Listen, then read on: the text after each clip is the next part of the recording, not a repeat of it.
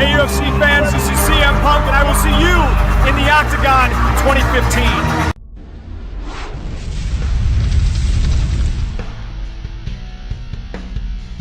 Come on in and sit down. You cut the hardcore crew chewing the fat. You cut us shooting the shit. You cut us in the moment.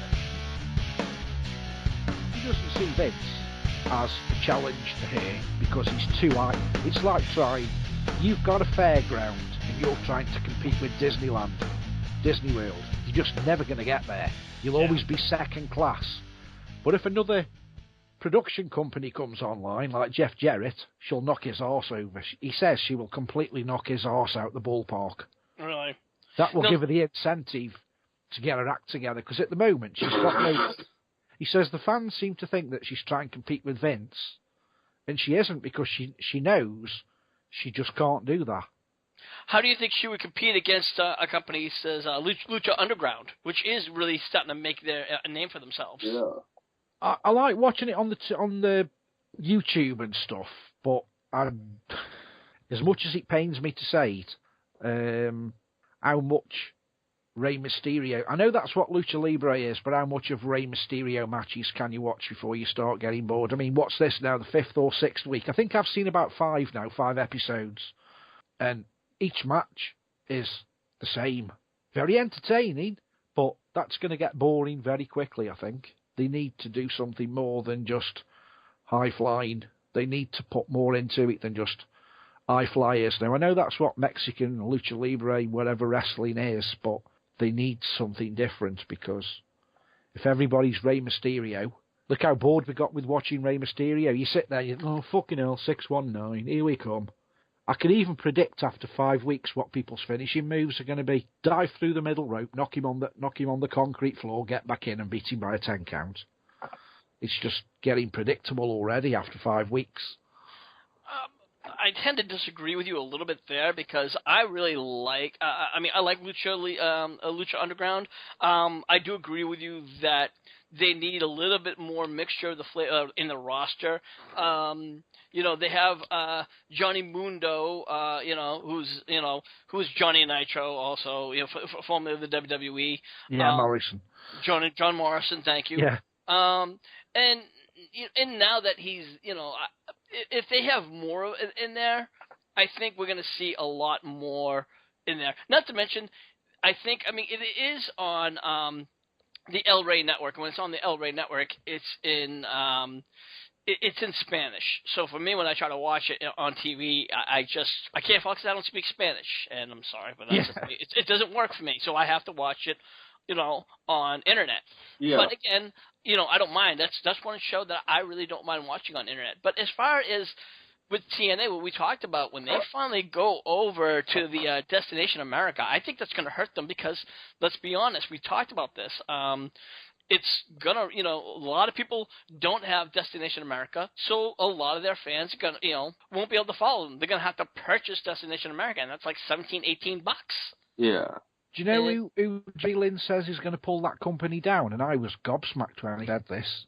I like the guy. Don't get me wrong. I like the guy. I like him as much as I like John Cena, Vampiro. Yeah, and he's also a great commentator. He said Vampiro is a legend in his own mind. He's a slimy backstabber. Really? And yet, I like Vampiro. I always have done. I've got 3 or 4 of his own, personal DVDs, how he got in the business, how he got over his demons, as he called it, with drugs addiction, this, that, the other. And he seems a nice guy, but according to Jerry Lynn, he's a slimy turd. He watches everything that goes on, and he's a grass. He said if he was in a gang, he would have been shot years ago. Wow. He's a snitch. Bad snitch, he says, and he's hated in any locker room he ever goes in. He says he's like a leper. When he walks in a locker room, all people in the know have heard the stories, and they all sort of turn their backs to him or sit away from him, and he's a bit of a loner in the locker room because nobody will talk to him. Wow. That is that's fucked up. But he said if he stays with any wrestling company, all he can do is cut it harm. Which is a shame, because I think his commentary skills are quite good, to be honest. Better than Taz. Yeah, and hopefully that maybe as he gets a little bit older, and maybe now that he's a commentator rather than a wrestler, maybe he's not worried about his politics. So, well, I think he's retired. I'm sure he had. I know Jerry Lynn, because he mentioned this, he'd had his retirement match. And I'm sure Vampiro's retired. I'm sure I've seen on somewhere that they had some, like, big event where he had his retirement match. I'm sure I've seen his match, retirement. Yeah, well, I mean, there's a lot of wrestlers that we've talked that, we thought were, hey, great, and, we're really kind of slimy backstabbing. Look at HBK. We've talked about how we heard all the stories about some of the shit that he's done in the back, Yeah. We've heard about how, Triple H, how he got his way to the top. There's a lot of stories about a lot of the wrestlers. We are in the moment. We're just shooting the shit. That's what we do here in the moment, guys. So we really right now, the main topic that's been going on in wrestling is CM Punk, and we're going to get to that in a moment, but I really, Just before we get to CM Punk, did you guys have obviously seen, I assume, the network interview with Austin and Vince. I was going to say Lance then, right? The thing that I can't get my head round, and I had to rewind it 3 or 4 times because I thought I'd heard it wrong. He starts talking about the product seems to be going down the toilet, Austin. Mm-hmm. And he says, well, since my daughter, and now Paul, and now, he's been in the fucking company 15 years, and now Paul. So has he only actually started recently of taking any control? Because he said, and now, as though it's only just happened, we've got Paul on board. He doesn't call him Triple H, he calls him by his real name, Paul. Yep. And that struck me as very strange, because according to the dirt sheets and the internet and stuff, he's been running the company with Stephanie for about 4 or 5 years, but according to that interview, it's only a recent thing that he's started to run, supposedly, the company.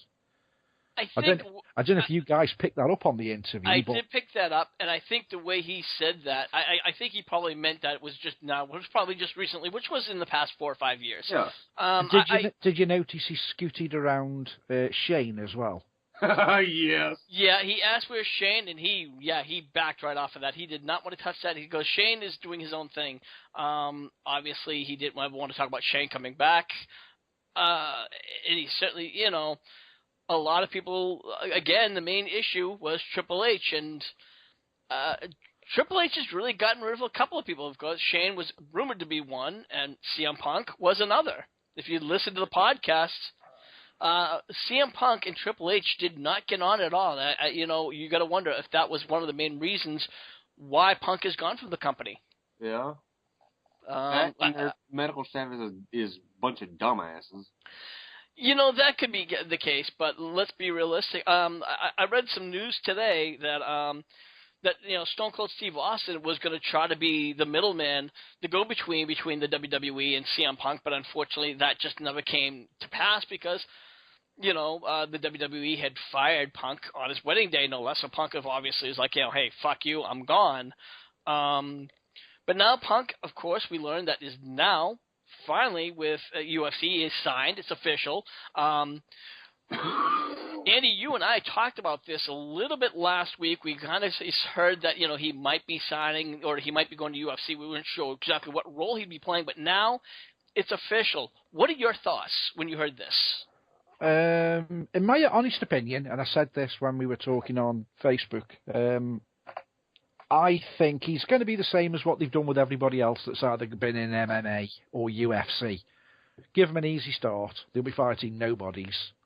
And then when they do get up to fighting somebody with a bit of credibility, that's when we'll see the real deal, whether he can actually hack it. Because as far as I'm concerned, and I know Lance has watched a lot of UFC in the past, from what I can see, every single person, Batista, Brock Lesnar, everybody who's gone in the UFC has started off fighting the janitor, the broom closet cleaner, the car park attendant. The moment they put them up against somebody, they have an arse handed to them on a tray. That goes for Bobby Lashley, Batista, any of them. The moment they go up against a proper cage fighter who's a recognised name, they fall flat on their arse, and I think CM Punk will do the same. He'll do very well in his preliminary matches, his build-ups, where he's fighting nobody. When I say nobodies, they could probably kick my arse with their hands behind the back. But when I say nobodies, I mean people that you've never heard of, people that are paid for, probably to lose, to give him that push. Not that I'm saying it's fixed, but I think every sport can be fixed with the right amount of dollars in your hand. But I don't see him going very far. I think he's... It's a shame. I would like to see him do well, but the weight that he's going in, the 170 to 185 division weight, is probably one of the strongest weights in the UFC. The heavyweight division is not that good, to be honest, but the medium weight, which is what he's going in, is where all the young talent is. And what is he, 36, I think he said? So he's coming 36. Up for his 40th birthday. He's going to find it difficult to keep up with the 20-year-old, I think. Now, Lance, right now, we know that you are still fighting the flu. So well, I'm getting over it. I still got a little bit of a cough, but I'm good. So I took some fuck it all before the show. Okay. So your thoughts. What are your thoughts about CM Punk? Can CM Punk last with the younger guys? And, do you even see him winning a title? Possibly, because guys in their 40s or 40-ish have done quite well in the UFC before. Because, hell, the natural Randy Couture, he was winning championships in his 40s. And, well, with Punk, the whole thing about could he or couldn't he because he's a wrestler, one thing about that, those guys, Brock, Bobby Lashley, Batista, didn't have jiu-jitsu backgrounds, which is one of the main building blocks for UFC and most MMA. I think Punk might be a black belt in jiu-jitsu, I think. Yeah. I don't think he has a shot at winning the title. Okay. And you know what? I myself, I do think that once he signs in, like what Andy pretty much said, yeah, he's going to go with some of the lower class guys and, lower rank. He's going to go with some of the lower ranks guys, and he'll probably go right through them. And once he starts getting the higher ranks guys, that's where we're going to see Punk start having a real test or a real struggle. Yeah. And, could he win a title? Possibly. I don't see him fighting the Green Ranger. I don't know who the Green Ranger is. Keep in mind, he wants to fight CM Punk. Okay. I know that some other guy, Michael Bisping, challenged him as well. So I've only been following UFC and the MMA for off and on for a couple of months. Now that Punk is in there, I'm going to be keeping a closer eye on this. But have you noticed there seems to be a pattern here that wrestlers seem to go from UFC or from WWE to UFC? What is the big attraction, I wonder? Because one's pretending and the other one's supposedly the real deal. Now, me, as a big wrestling fan, like you guys, makes me wonder, how real is UFC? I think the honest thing is, I think it puts a bit of discredit to not necessarily UFC. I think it's, I think either Brock Lesnar or Bobby Lashley was the first one that started this whole path. And, either one that started, but regardless, the fact is, let's be realistic. These guys only fight 2 or 3 matches a year. Whereas wrestlers who go in, they're fighting, 300 matches a year. Now, maybe they might be, as we would call it, fake, but, let's be realistic. These guys are still busting their ass. They're still getting hurt. So when you go to the UFC, they're prize fighting, and they're still making just as much money, if not more, in the UFC than they would go in the WWE. So they'll think of themselves, I'm in the wrong business here. Yeah, and Punk even... Plus, as Punk said, he'll get by on his sponsorship deals. Exactly. Most of the people in UFC, like Brock Lesnar, are sponsored whether he sits on his arse at home or whether he actually fights. He's still being sponsored, so he's got a paycheck coming in every week. And that was another thing that Punk really had issues with the WWE, because he wanted to do a sponsorship thing when he was with the WWE. He wanted to do, like the CM Punk trunks, but he wanted to have Slim Jim. He wanted to be the new face of Slim Jim, but the WWE would not allow it. And this is another thing of WWE holding him down and holding him back. And, the WWE could have made him, brought him back up. He was killing the merch sales. He was doing more than John Cena was ever doing. And it just seems that for some reason they like holding people down. Yeah. It makes no sense. I don't understand. Now, another issue I would like to talk about, there are a lot of people who hate CM Punk for leaving the WWE. There is one friend of ours, which I won't name on the show right now, and he was very, very bitter about it, and he just felt that Punk, he said that Punk quit, and the fact is that Punk did not quit. He was, in fact, fired. And even if he quit, when you think about it, and if you've watched the interviews, like you said, his shoulders were messed up, his knees were messed up. I know we're all wrestling fans, and we think these people are superhuman, but they're not. They have injuries, and your body tells you when you can't go on anymore. I mean, I'm sure somebody like Edge wakes up every morning with a bit of a tear in his eye, missing wrestling, but he was sensible. His body said you can't do it anymore, and he retired. It's not an easy thing to actually do, and to walk away from something that you're really passionate about is extremely difficult. So for someone like, in my opinion, for someone like CM Punk to walk away from wrestling, whether it was his own choice or whether he was fired, takes a lot of balls.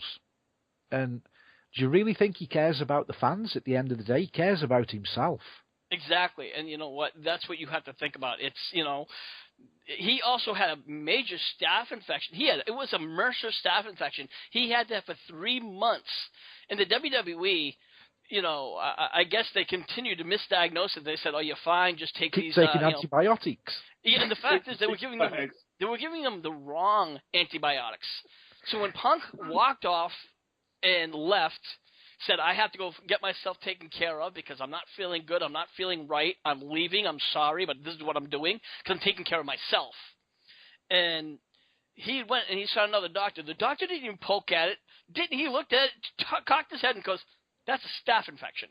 And, that just tells you how little the WWE doctors really care about their wrestlers, because they want to make sure they keep their wrestlers in that ring.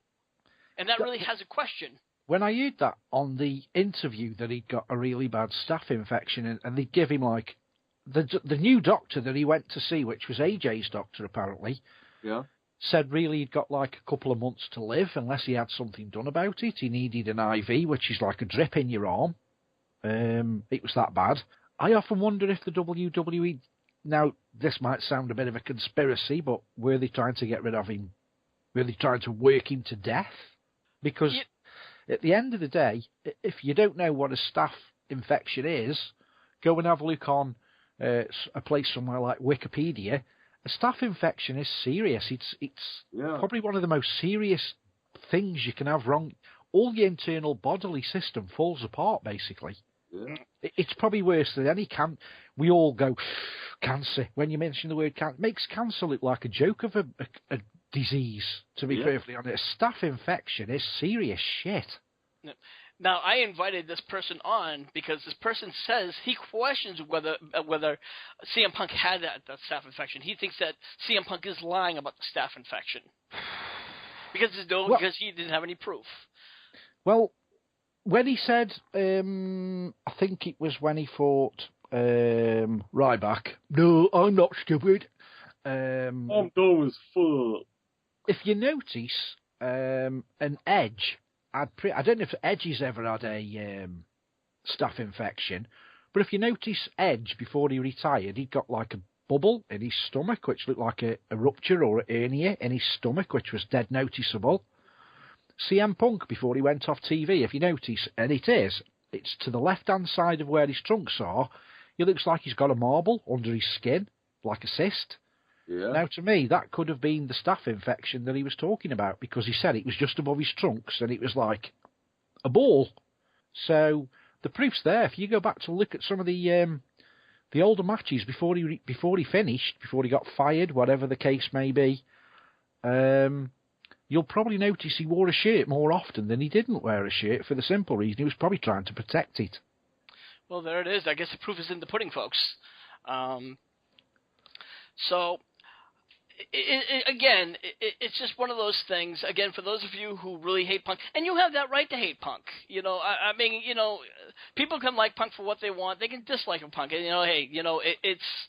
I'm not saying, hey, you have to like Punk or you have to, you know, dislike Punk. You know, I mean, even for a while, I was angry at Punk for leaving because not really for leaving, but for going dark. But now we understand that he had to be quiet because. You know, for legality reasons, he had to be quiet for that whole year. I think, Andy, even you said because he had to be quiet for a year because he couldn't do anything for the UFC. Yeah, and the thing that makes me laugh is the people that say, oh, he's arrogant, he's this, that, and the other. That's his character. But the thing is, that's not really his character. People are not really looking. If you see him on a normal interview where he's been interviewed by, say, NBC or somebody, or CBS or a news company, he's quite a laid-back, nice-ish sort of guy. It's only when he's playing the part of CM Punk, when he's actually Phil Brooks, he's an entirely different person. And another thing, a lot of people say he's very egotistical, and he's not egotistical. Go on his Twitter page. The guy tweets like maybe once a month, and he's usually tweeting about hockey. Yeah. So that doesn't show me. I mean, somebody who's very, very egotistical usually tweets out everything all the time. I mean, about themselves as well. Exactly. So there it is, folks. Again, you know, I myself, like I said, I have, after listening to those podcasts, I have a completely different outlook about Punk, and I realized that I was wrong. You know, a person can say, hey, you know what, when you're wrong, and I admit I was wrong. So, as far as what's going on with UFC, I'd like to see him succeed in UFC. Do I eventually see him going back to the WWE? No time soon. I certainly don't see him wrestling back in the WWE, maybe for a Legends deal, maybe for a WWE Hall of Fame ring, but that's probably about the extent of it. Anybody here want to agree or disagree? No, I don't see him going back to wrestling. I think he's done all he wants to do, and he strikes me as one of them people, before he realises he's too old, or before his body tells him he's too old, he's got goals he wants to achieve, and he's the type of person that will try to achieve them goals. And at the moment, he's got no goal with wrestling. He's been there, had the T-shirt. He knows he's going to be in the Hall of Fame one day. I'm sure that's a dead cert. So what else is there for him? Yeah, he said he never made the big time WrestleMania. He had his fair share of matches in WrestleMania. That should be good enough. Exactly.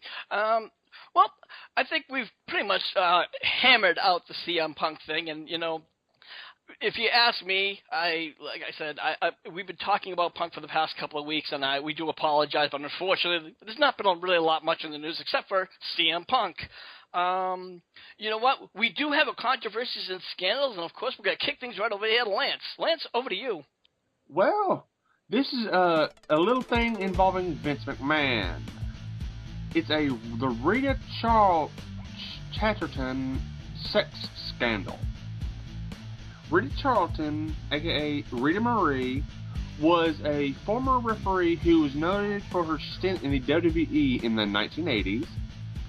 She's noted for to being the first female referee in the WWE, or F at the time, possibly in professional wrestling history. Her time there, however, was shrouded in controversy, I like that word, due to sexual harassment charges against owner McMahon. On April 3rd, 1992, thank you, Homer, Chatterton made an appearance on Geraldo Rivera's television show, Now It Can Be Told, alleging that on July 16th, 1986, McMahon tried to force her to perform oral sex on him in his limousine. After the rebuttal, subject her to rape. And there's also another one. On February 6th, McMahon was accused of sexual harassment by a worker at a Boca Raton, Florida tanning bar. At first, the charges appeared to be discredited because McMahon was in Miami for the 06 Royal Rumble at the time, but it was soon clarified that the alleged incident was reported to the police the day of the Rumble, but actually took place the day before. On March 27th, a Florida television station was reported that no charges will be filed against McMahon as a result of the investigation. You guys' thoughts? I had heard bits of the story before, but I wasn't fully aware of what went on. But there was also a female, I can't think of a name at all, there was also a female wrestler around about the same sort of period that was filing for sexual harassment. I just can't think. I'll have to look it up in a second, and while we're talking about it. All I can remember is that she was around about the same sort of era as Moolah and Mae Young sort of period. But it's not the first time someone's accused him of sexual harassment, dirty old git. I'm going to be honest with you. Aside from this one, this is the first one I've heard from Vince. Usually it's his good old buddy Pat Patterson who is the sex harassment, but I guess but Vince involving women. Yes, true. This is very true. Pat Patterson seems to like the boys of any age, but Rita Chatterton was not only a referee, but she was also the ring announcer. But I don't recall her being the referee. But then again, it was many, many years ago, and the fact that I don't recall the actual case. So, but it just goes to show that the WWE has done so many things with so many sexual harassments throughout the years. It's just really disgusting. Yeah, they do a lot of really good things, but you know what? All the good things doesn't mean it covers all the bad things they do, and it really is kind of a shame. Lance, what do you got? Well, I actually have something that I just saw on Facebook that we might want to talk about. Oh, all right. There is a account that says WWE He Rises, and the date is the Royal Rumble. Okay. And it's looking very, let's just say, Takery. So are you suggesting that the Undertaker will be showing up at It's looking a lot like it. He rises. What other wrestler do we know that rises from the dead? So you're suggesting that the Undertaker will be at the Royal Rumble? Just from what I'm seeing in this picture here, it could be a hoax, and if it is, I will come on here and apologize. Andy, you and I have talked about how we feel about the Undertaker, and Undertaker honestly has been. We feel that he should hang up his boots and, just kind of just be done with wrestling. Obviously, he feels that he's not done yet. A lot of people want to see him and Sting tangle. How do you feel about this? To be perfectly honest, I don't want to see him wrestle again. I think he's lost his record, and that's all. We shouldn't go any further. He's done what he's got to do, and that's it. Yeah, I have to agree with you, and it's just give me 1 second. We are kind of downloading this video, this picture, and it really just makes no sense. I really don't want to see Taker, even if he had the streak. If the streak was intact, I just don't want to see the man wrestle again. What is he? It's the past few pay-per-views have done. Has been pretty bad to watch. Lance, what are your thoughts? I think he's gonna. Is it a good idea? The phrase "oh hell no" comes to mind. Or it's just a bad idea. But I understand why he would want to end in a better way than that sloppy ass match at 30. I understand him wanting to go out better in a better match than that, because that was. God. Now, the picture that you just sent, I will post it in our YouTube. It's all it really just says is the date and He Rises. I don't know if this is an official picture, folks. This could be just, like I said, a YouTube. It could be just like a Facebook gag. It's from a Twitter at He Rises. So again, WWE at He Rises. I mean, WWE. He rises. Okay, so it sounds halfway legit, guys. So, Andy, would you say that sounds like a legit? I'm not sure because Vince put, I don't know if you've clicked, Vince put a Facebook link in the chat room while we were talking. I don't know if it was to do with the same thing, but I clicked on the link. I don't know if you guys want to click on the link while I'm talking now, but the page has been pulled. The Sport Rich list? No, the one above that Lance's posted. There's a Facebook page. Oh, yeah. And you can't get to it. Yeah, it's the gone. page has been pulled. I don't know if it's to do with the same thing. But... Oh, that's what I put at, because that's actually a group page. I wasn't sure. Yeah, sometimes they are allowed and sometimes they don't. Yeah. I'm looking at right now. So. It's gone. But if you look at the, it's probably something for us to talk about when we're off air, and we can probably do a show about it later. Whilst I've just been surfing the internet, I've just found a website which gives all the wrestlers' salaries, and to be perfectly honest, it's opened my eyes how much people are not getting, which you think they're getting mega bucks, and they certainly aren't. Like Bray Wyatt gets $350,000 a year. Might sound a lot of money when you've got people like Brock Lesnar that does 3 matches a year, gets $2 million. Bit of a kick in the teeth. Yeah. And then you got CM Punk, which was, now he's actually making $1.8 million. You got Cody Rhodes who's only making $500,000. Alberto Del Rio, he was making $900,000, but it's Layla makes $80,000. That's a bit shit, to be perfectly for someone that can actually wrestle. Yeah, well, it said that the Divas won't make nowhere near as much as the Randy Orton makes $2.5 million. The Rock, Rosa Mendez, $230,000. Why does she get that much? She's shit. She is good at certain things on her knees, probably. The Rock, which I just saw. Let me see. We just passed it real quick as we were going. $2.9 million. And he's never even on the show. And somebody like Randy Orton who busts his ass week in, week out, gets $2.5 million.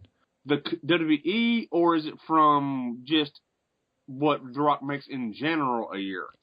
This is from SportsRichList.com, so I don't know how. I'm guessing it's fairly accurate, and this is an estimated yearly salary earnings. So, yes, we are kind of guys. We are, like I said, in the moment, we do jump from subject to subject, guys, so you do have to deal with it. So, wow. And John Cena makes the most, $3.5 million. Makes more than Triple H. Which I don't even know how much. It doesn't even say how much he does make on this one. So, but there it goes. And you know what? This probably would be a subject for a full-blown subject, which you do for in the moment. Undertaker, $1,210,000. Now, I would have thought he'd have earned more than that personally, but that's a big WrestleMania payday. Yeah, he does one show. He does one match. Yeah, and one like and a few appearances to build up.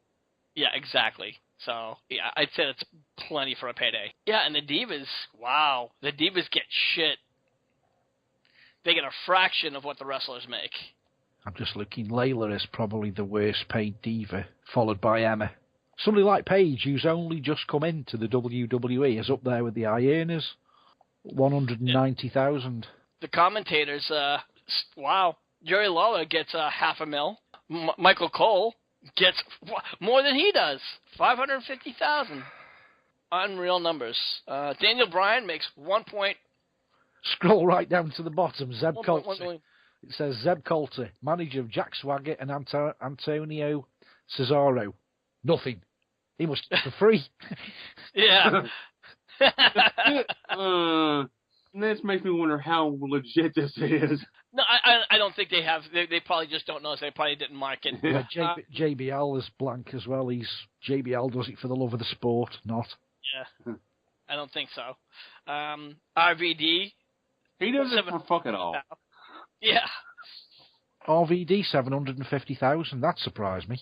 Well, keep in mind, I figured it'd be $420,000. Xavier Woods gets $60,000. I bet a van driver gets more than that. Triple H, $2,200,502.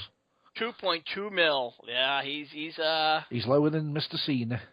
Sheamus is $1.5 million. You know, I hate to say it, but I some reason I don't buy what Triple H is making that for a salary. Yeah. I don't know. That's what he's admitting to. He's probably taking a damn sight more out than Alberto Del Rio was up there, just 900,000, just shy of $1 million. Wow. I'd believe the 2.2 for Triple H if that's his roster salary. And it even says above, it says some of the estimated salaries may not be correct, but the Sumter's good skills may earn according to the performance and hard work. So it even says straight off on this page that a lot of these salaries may not be correct. So, you know, it was like as of like a couple of years ago. So they just upped to the date of the salary earnings as of 2014. So you got to take this with a grain of salt. Dean Ambrose, 310. Pretty much, and a whole bunch of bullshit. Yeah.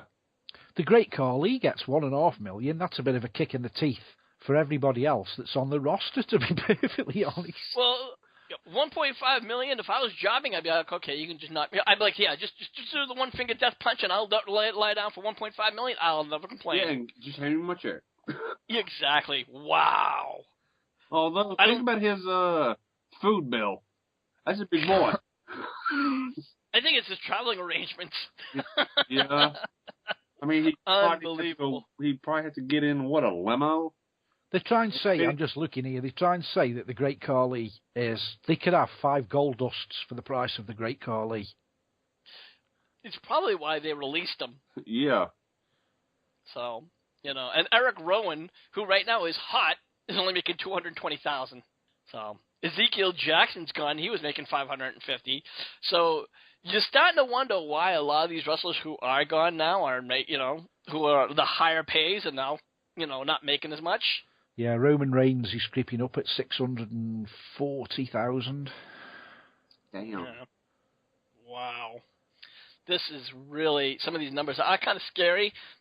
But again, folks, Wade Barrett, $565,000. I can't get over Xavier Woods. $60,000. He should be in the female. He should be in the. Does Divas get him more than he is?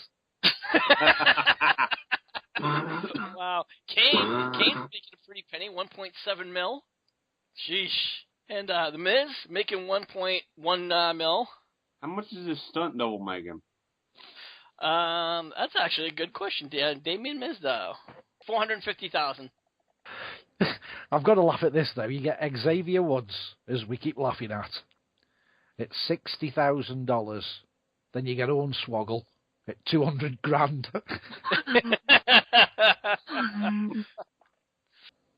And speaking of, keep in mind, folks, that next week will be HWR's year-end awards. That's one you don't want to miss. And how many people didn't vote for Roman Reigns in the official? I thought it was quite a big lineup. Who was going to get the celebrity of the year? And he come good, to be perfectly honest. So good luck to the guy. He deserves it. All I can say for anyone that's listening to this podcast, how many of you marks actually texted and voted? James did. Yeah, James did. Yep, James with the big He was getting out with me. We were telling him what to vote for. So. Doesn't anybody realise that Booker T? We'll just use the Roman Reigns one as an example. Booker T comes out with a card in an envelope that's pre-sealed before the voting, or 90% of the vote. Go online now during the commercial break and vote. The person had already won before people went online and voted, for fuck's sake. How fucking naive are people? That's what made me laugh. Thank you so much, Andy. They made such a big deal about go online now and vote. And the first thing Booker T did is walk in, put the envelope on the table, and then he opens it after people have supposedly voted during the commercial break. Yep. And claimed the winner. Exactly. It was already written out 3 hours ago. Doesn't matter how you voted. You just made 3 Vince. hours ago. It was written out probably last week. Yeah, you've probably made Vince £3 million on texting your vote. Well done, exactly. Marks. Oh, God. You know what, guys? I think that is going to wrap it up for this week. God. Lance, where can everyone find you at? YouTube.com/LanceMonsterTV. I got album reviews, NASCAR discussion videos, when they give me something to talk about, redneck on my cooking videos, musical equipment reviews, and rants. So if you hadn't subscribed, get on over and subscribe. That's right. Get on over and subscribe. Andy, where can everyone find you at? You can find me at www.stokehaunted.com, and I'm going to go look now for an I-rated, premium-rated phone number that I can give everybody to ring for next week for the votes, so we can split the money 3 ways, guys. We'll leave you a number that you can vote on, and we'll get rich. Thank you very much. And of course, guys, you can always find us over at our Facebook page. That's facebook.com/Hardcore Wrestling Radio. And anytime you want to check any of our videos, you can check us out at any of our sites, whether it be YouTube, Daily Motion, and now Catch a Ride over at SoundCloud. Just search HWR Show. So for everyone here, I'm your hardcore host, Rick Head, saying we'll see you when we see you. Thank you for listening to this edition of In the Moment. Make sure you follow us at any one of our locations, whether it's YouTube, Dailymotion, and now SoundCloud.com under the name HWR Show. Until the next time, this is your hardcore host, Rick Head, saying we'll see you when we see you.